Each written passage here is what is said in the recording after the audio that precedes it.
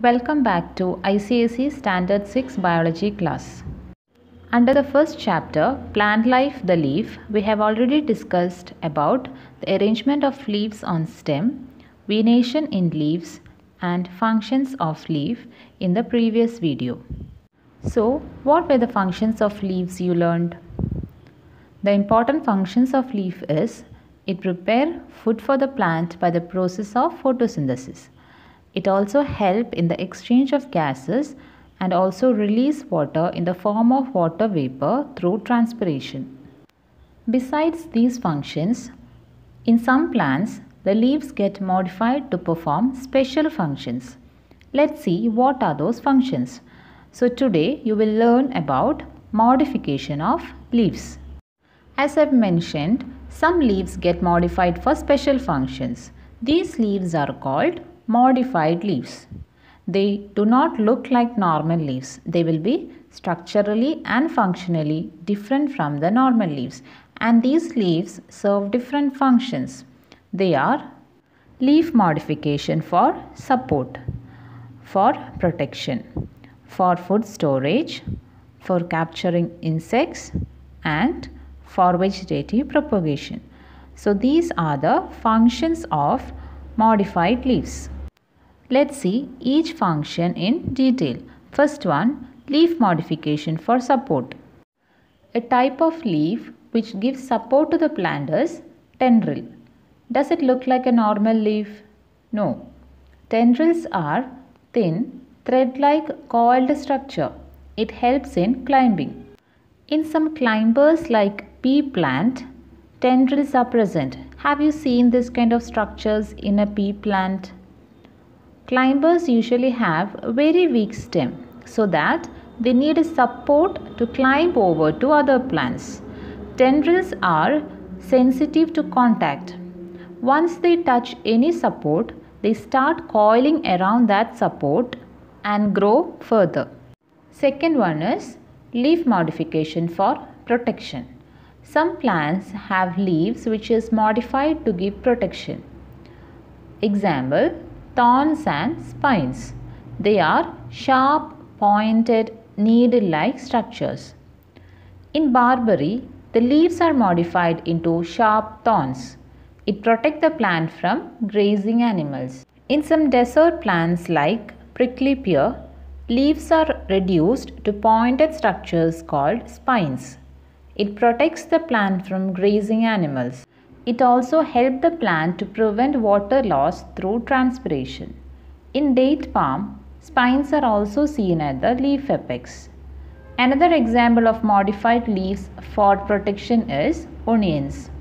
In onions, the outer leaves are modified into scaly structures called scaly leaves. It protects the inner parts of onion. Next, leaf modification for food storage.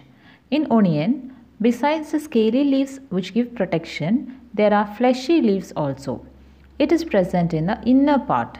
It is fleshy and thick because food is stored in fleshy leaves. These leaves are arranged in concentric rings. Next type of leaf modification is for capturing insects.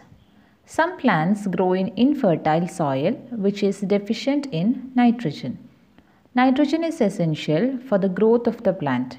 Such plants trap and digest insects for their nutrient requirement.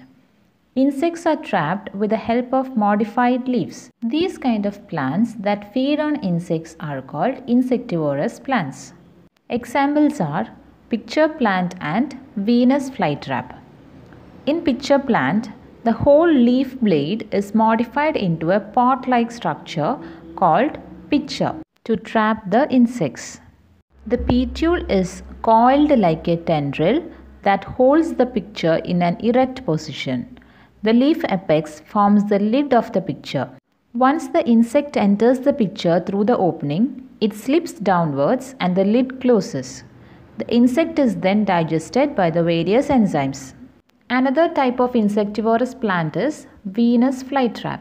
In this, the edge of the leaves have long, pointed, stiff, hair-like structures. The leaf blade is divided into two parts and the midrib acts as a hinge. When an insect sits on the leaf and touches the hair, the edges of the leaf interlock, which prevents the escape of the insect and it gets trapped inside. The plants secrete enzymes which digest the insects.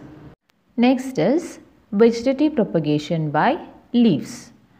Multiplication of plants by their vegetative parts such as roots, stem and leaves is called vegetative propagation. In a plant bryophyllum, the leaves develop small buds called adventitious buds on their margins. Adventitious buds are the buds arising from any part of the plant other than apical bud or axillary bud. These buds develop roots and fall from the leaves. When it comes in contact with the soil, it grows into new plants. With this, we finish the last part of the first chapter. I hope you have understood the chapter. Read the chapter thoroughly and you have to complete the exercises which will be mentioned here. Notes which is provided should be written in the notebook. Make sure you study the question and answers and exercises. Do the following exercises in the textbook with pencil. Answers should be checked with the answer key which will be given later. If any of your answers is wrong, make sure you correct it.